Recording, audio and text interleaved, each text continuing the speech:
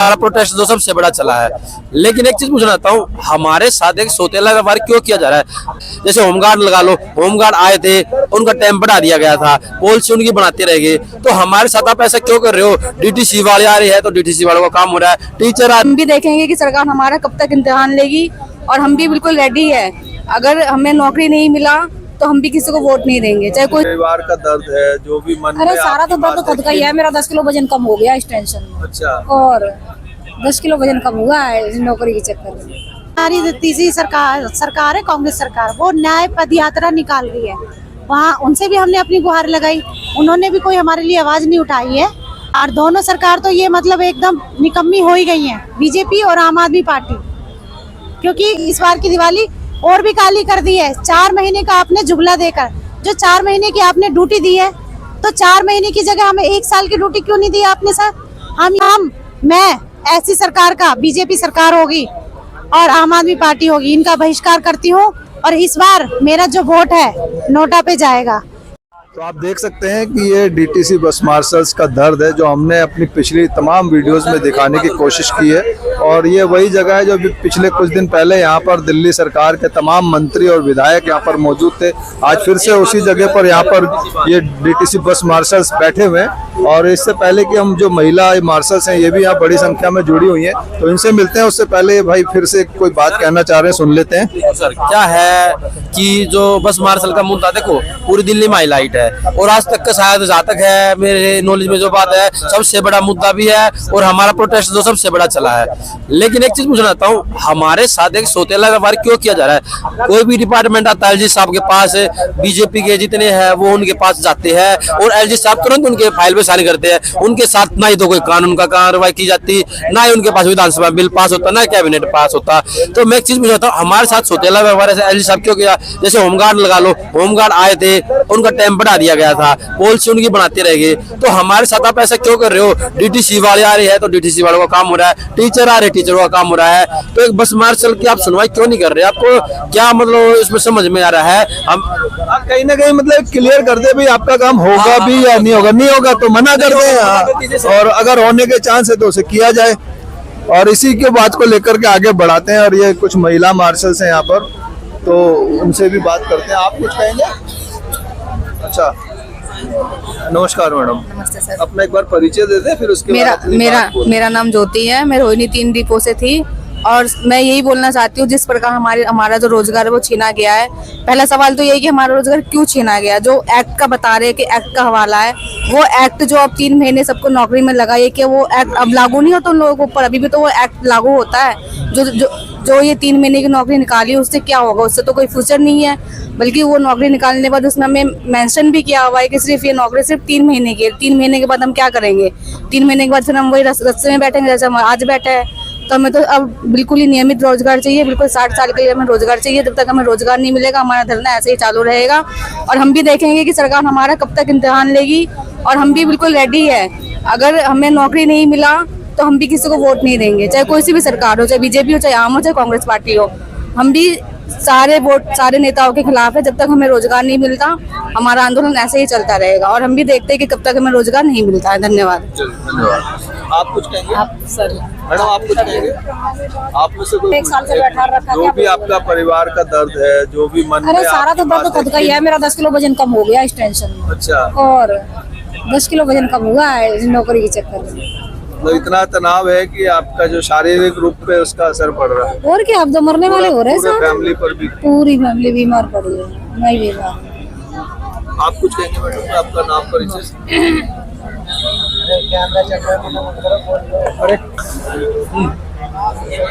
नमस्कार। मैं एक बस मार्शल हूँ।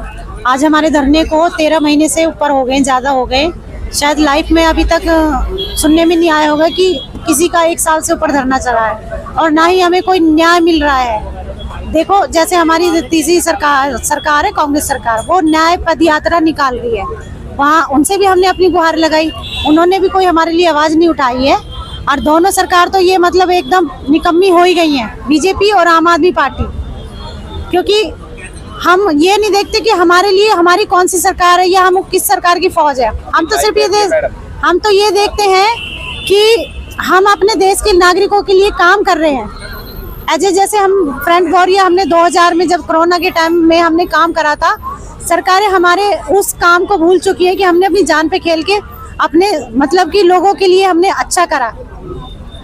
और जो सरकार दोनों बीजेपी आम आदमी पार्टी है, ये दोनों सरकार हमें रोजगार नहीं दे रही है। तो एलजी सर से मेरी गुहार है, आप एक संवैधानिक पद पे बैठे हुए हैं, आपकी जो पद का जो पावर है वो सबसे ऊपर है, तो आप किसके लिए बिक गए हो सर?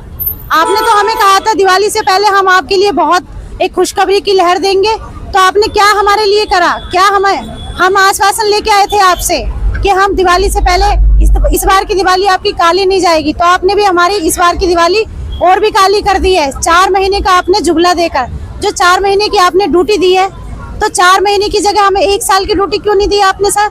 हम ये पूछना चाहते हैं, जब 4 महीने की आप लिख सकते हो तो उस 4 महीने की ड्यूटी में आप एक कलम चला देते कि 4 महीने की ड्यूटी के बाद इनको यहाँ पर सारे बेरोजगार बस मार्शलों को यहाँ पर शिफ्ट कर दिया जाए, तो हमें अपना रोजगार देने के लिए एक आस तो होती कि हम 4 महीने की ड्यूटी करने के बाद हमारे एलजी सर ने, जो गवर्नर है दिल्ली के, पूरी दिल्ली के, उन्होंने हमें हमारा रोजगार दिया है। लेकिन मैं ऐसी सरकार का, बीजेपी सरकार होगी और आम आदमी पार्टी होगी, इनका बहिष्कार करती हूँ। और इस बार मेरा जो वोट है नोटा पे जाएगा, क्योंकि हमारी चुनी हुई सरकार हमारे बारे में नहीं सोच रही है, सिर्फ एक ही बात सोचती है कि इनको कैसे बेरोजगार करा जाए, और वो बेरोजगार हमें इन्होंने कर दिया है। 1 साल से हम लोग इनको नहीं दिख रहे हैं, तो इस बार जितने भी मार्शल्स हैं हमारे भाई, सब नोटा पे ही वोट डालेंगे बस। भाई का कहते हैं कि प्रार्थना करने पर, अरदास करने पर भगवान भी जो है अपने भक्तों की बात को मान जाते हैं।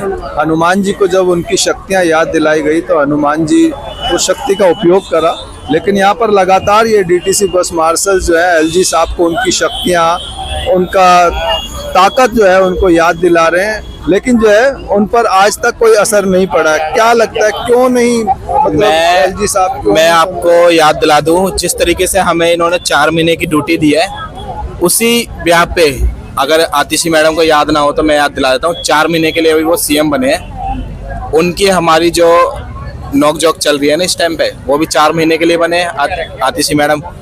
इस 4 महीने की ड्यूटी में अगर वो हमारा स्थायी रोजगार दे देती है तो ठीक है, नहीं तो जिस तरीके से 4 महीने के लिए वो बने हैं ना, ऐसा ना हो आने वाले टाइम में वो अपने घर पे बैठ जाए। हमारी एक वोट की कीमत वो जानते नहीं है क्या होगी। अगर वो हमारा काम पक्का नहीं करते हैं तो आने वाले कुछ महीने में हम आपको दिखा देंगे क्या होने वाला है। भारत माता की, सभी लोग ध्यान से सुनो। ये मुकेश पाल हैं, आदित्य हैं, जो 4 लोगों का एक दल जो है महामहिम उपराज्यपाल जी को एक ज्ञापन देने गया था। अब वो क्या ज्ञापन था वो ये पढ़ करके यहाँ बता रहे हैं क्या रिस्पॉन्स रहा। डीसीडी कर्मी बस मार्शलों के नियमित रोजगार हेतु प्रार्थना पत्र। मान्यवर सबने निवेदन ये है कि हम दिल्ली के 10,792 बेरोजगार मार्शल सुरक्षा कर्मी पिछले 14 महीनों से बेरोजगार सड़कों पर धरना प्रदर्शन के माध्यम से नियमित रोजगार की मांग कर रहे हैं। हमारे कई साथियों की अब तक मृत्यु हो चुकी है। हमें बिना कोई सूचना के 31 अक्टूबर 2023 को समस्त विभागों से हटा दिया गया तथा जिसकी वजह से हमारे परिवार आर्थिक व मानसिक शारीरिक गंभीर समस्याओं से पीड़ित हैं, वह भुखमरी की कगार पर खड़े हैं। लेकिन सरकार ने अभी तक नियमित रोजगार को लेकर कोई ठोस निर्णायक कार्रवाई नहीं की तथा यथाशीघ्र मुलाकात हेतु समय प्रदान करें। वह अतः श्रीमान जी से नम्र निवेदन है कि जब तक सरकार हमें कोई पॉलिसी या प्रावधान नहीं करती तब तक सरकार हमें जैसे हम जिस स्थिति में लगे हुए थे उसी स्थिति में रोजगार देने का कष्ट करें। धन्यवाद। गाली बजाने की जरूरत नहीं है भाई, देखो सुन लो पहले ध्यान से, फिर क्या होगा आवाज नहीं आएगी, बार बार नहीं बताया जाएगा। और ये ज्ञापन मुख्यमंत्री जी को और रामनिवास गोयल स्पीकर साहब उनके लिए गया है, एलजी साहब के लिए।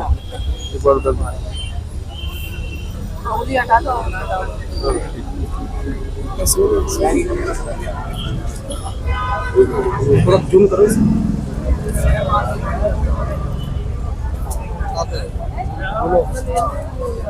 भाई देखो ये ज्ञापन दिया है, ये तो 1 साल से हम दे रहे हैं ज्ञापन, ठीक है, इसमें कोई फर्क नहीं है ज्ञापन देने में।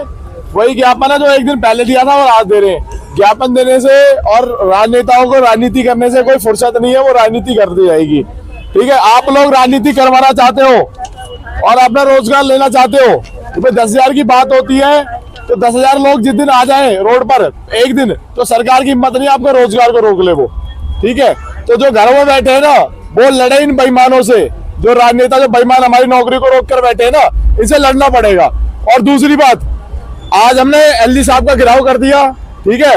ये घेराव जितने भी लोगों ने करा, मैं सभी का धन्यवाद करता हूँ, दिल्ली पुलिस का भी धन्यवाद करता हूँ जो सुबह 8 बजे से यहाँ पे खड़ी है हमारे बीच में, ठीक है। और अगला जो है हमारा कदम होगा, मुख्यमंत्री आवास को घेरेंगे, क्योंकि दिल्ली के अंदर वो चुनी हुई सरकार, आम आदमी पार्टी की सरकार, वो बीजेपी के जो एलजी साहब ने हमारी फाइल को रोका हुआ है, तो वो चुप क्यों बैठी हुई है। सबसे बड़ा सवाल है कि जब बीजेपी उसको घेर सकती है मुख्यमंत्री आवास को, तो आप बीजेपी के लीडरों को क्यों नहीं घेर रहे हो। विधानसभा कल लगने वाली है, आपने कल आवाज नहीं उठाई।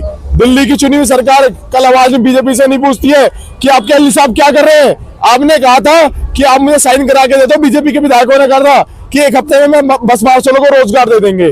आज वो रोजगार नहीं मिला ना, तो वो पूछने का अधिकार किसको है। जिसको हमने विधायक बनाकर चुनकर वोट देकर विधानसभा में भेजा है, जनप्रतिनिधि, उनका अधिकार होता है कि विधानसभा में हमारी आवाज उठाए। कल मैंने सौरभ भारद्वाज से मिला था, तो उन्होंने ये कहा था कि आपकी आवाज विधानसभा में उठेगी। हमें विधानसभा में आवाज नहीं चाहिए, हमें कैबिनेट में पास करके दोबारा भेजो, तिबारा भेजो, कुछ भी करो, आप हमें रोजगार दो, सीधी सी बात है। हमें आपकी राजनीति नहीं चाहिए। और अब अगला जो कदम होगा वो मुख्यमंत्री आवास का होगा, और सभी लोग जो अभी संख्या आई है वो संख्या मुख्यमंत्री आवास मथुरा रोड पे होगी, जो परमिशन लेके पुलिस से, उसके बाद आपको बता दिया जाएगा, ठीक है। ये एलजी साहब का प्रोटेस्ट था, एलजी साहब को हमने घेराव कर लिया, पुलिस ने यहाँ से आगे नहीं बढ़ने दिया, हमने ज्ञापन दे दिया। अब अगला कदम होगा मुख्यमंत्री का, कि मुख्यमंत्री क्यों चुप बैठी है, क्योंकि कल विधानसभा है, कल हमारी आवाज नहीं उठेगी, तो जैसे हम परमिशन डालेंगे, आप सभी लोग मथुरा रोड पे जो इनका प्रगति मैदान के सामने, वहां पर सभी लोग पहुंचो, और हमारी संख्या जिस दिन ज्यादा होगी उस दिन ये नेता डरेंगे, और उसके बाद भी नहीं मानेंगे ये, तो हम फिर दिल्ली के सारे मंत्री और विधायकों के घर को घेरेंगे, ठीक है भाई। और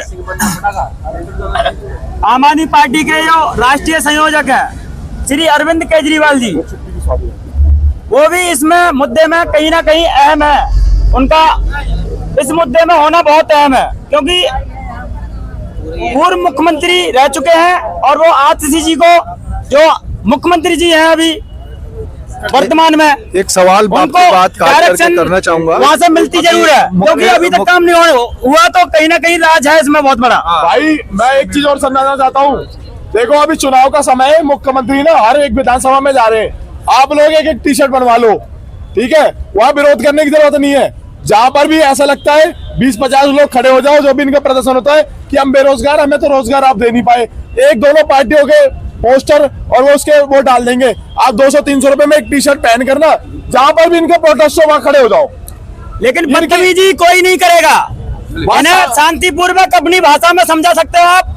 जिसने पेड़ लगाया था उसी ने काट लिया, इसके लिए आप माला लेके जाओ, गले में पहनाओ, उसका स्वागत करो, बदतमीजी नहीं, ठीक है। अच्छी तरह से उसका स्वागत करेंगे, इसके लिए बहुत अच्छा काम किया है। उसी ने पेड़ लगाया तो उसी ने काट लिया, और वही हमारी आवाज नहीं उठा रहा है। देखो आप अरविंद केजरीवाल जब तक नहीं बोलेगा ना, तो बस मार्शलों को रोजगार नहीं मिलेगा। मेन आदमी वही है, मेन आदमी वही है। अरविंद केजरीवाल जब तक वो नहीं बोलेगा, तब तक आज तक 1 साल में उसकी जबान पे नहीं आया। दिल्ली सिविल डिफेंस के जो निष्कासित डीटीसी बस मार्शल्स थे, चाहे वो महिला हो पुरुष हो, 10,792 की संख्या है, तो इन सब बातों को लेकर के, इनका दर्द आप तक पहुंचाने की जो कोशिश की, इन सब बातों को लेकर के आपके जो भी सुझाव हो, जो भी विचार हो, हमारे साथ जरूर साझा कीजिएगा। इसी के साथ मैं रूप सिंह गुसाई अपने कैमरामैन व्यास कुशवाहा के साथ आप सभी से अनुमति चाहता हूँ। जल्द मिलूंगा, तब तक आप अपना बहुत ख्याल रखिएगा। नमस्कार, धन्यवाद, जय हिंद, जय भारत।